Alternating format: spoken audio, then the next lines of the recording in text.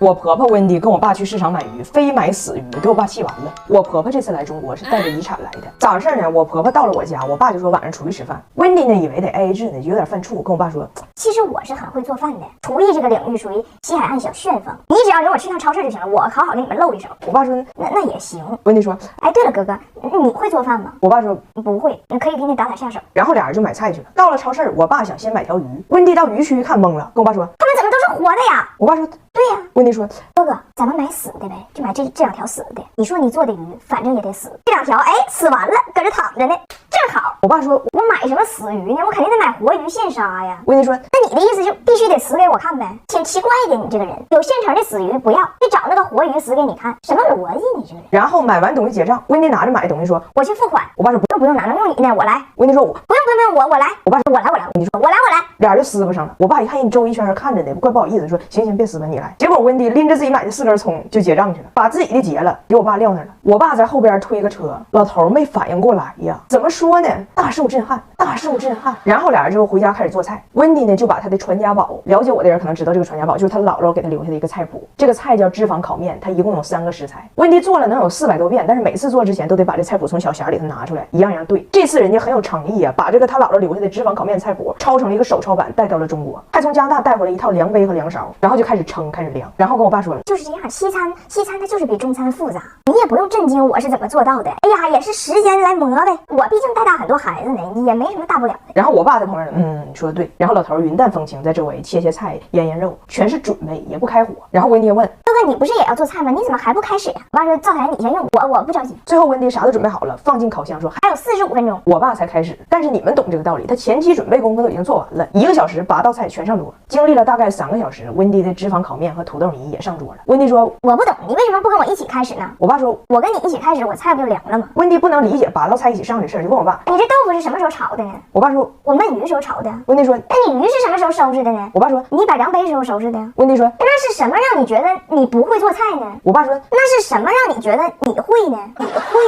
然后我爸一细问才知道，在澳大在加拿大呀，吃了脂肪烤面是好的，平时就是土豆怼成泥，土豆拌沙拉，实在便秘了来点西兰花。老吃这玩意儿营养能够吗？我爸说，你可别受他影响啊，那孩子营养很重要啊。我说我也很懒，我就直接给孩子安排天然博士分阶钙铁锌，认准英标 GB22570，一次就能吃进钙、铁、锌和7种维生素全面营养，身体强壮了，大脑营养也得跟上。拿铁一天吃1粒，这天然博士 DHA 藻油就正好补足 DHA 需求，它是金标纯藻油，独立包装。哎，好的藻油粒粒都是这种琥珀色的。然后温迪也是有点不太会说话，说你早上在加拿大大半年吃的都是我做的菜，就是来中国你做的样数太多了，有点太杂了，孩子也有可能不适应。表达也很直接，我不适应啥呀？你说如果你每天骑个自行车，有一天来个人把你车偷了，咔给你换个法拉利，你说奶有啥不适应的？我爸就跟温迪说，我得买活鱼，尤其是那个鱼的鱼头，我得给孙子做，吃啥补啥，你懂不？温迪说，我从来没吃过鱼头。我爸说，我看出来。跟你们同步2个重要信息：第一，温迪来了，上飞机了；第二，温迪不走了，要住这儿。这不是最近大胖媳妇亲生父亲找到了吗？我们呢计划去加拿大的东部和他的爸爸见一面。只要咱听到这个计划之后非常兴奋，一天到晚跟张大铁喊：拿铁，我们要回到加拿大了。张大铁呢昨晚就睡毛愣了，梦魇了。看妈妈做梦了，知道不？看妈妈，这是去哪儿？我不想去加拿大。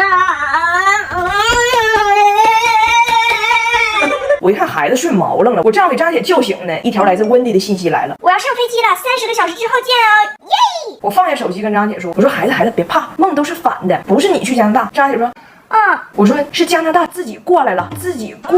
但这次温迪来情况可不一样，他没有买回去的机票，我没夸张，这是真事儿啊。今年呢，温迪本来没有预算要来中国，加拿大这2年的气温呢也是越来越热了。温迪和布莱恩他家呢只有2电风扇，2口就攒钱想买个中央空调，攒了3年钱就确定今年要买，马上要买了。温迪说不行，他太想孙女和孙子了，血压飙到190了，这笔公款他一定得挪用一下，就空调不买了，买机票。布莱恩呢当然表示强烈的抗议，毕竟去年温迪为了来中国钱不够，把人家布莱恩的牙医给停了，老头现在缺颗门牙还没安呢。但是温迪不听，执意要走，于是布莱恩向他发出了最后通牒：你要是这么办事儿，今年夏天还没有凉风吹，你前脚离开加拿大，我后脚就把咱家暖气片卖了买空调。咱家有4个可移动电暖气片，我卖了买空调，大不了到了冬天，老温我再卖了空调买回这些暖气片，爱咋咋地，不过了。温迪和布莱恩就这样陷入了冷战。于是温迪在出发之前给我跟大胖媳妇正式打了一通电话。温迪说：我的确很想孩子，控制不了，每年飞来飞去真的太费钱，所以这个事儿我仔细想了一下，以后后我不会再来了。大胖媳妇嘴角露出了一抹微笑，然后温迪说：“因为我呢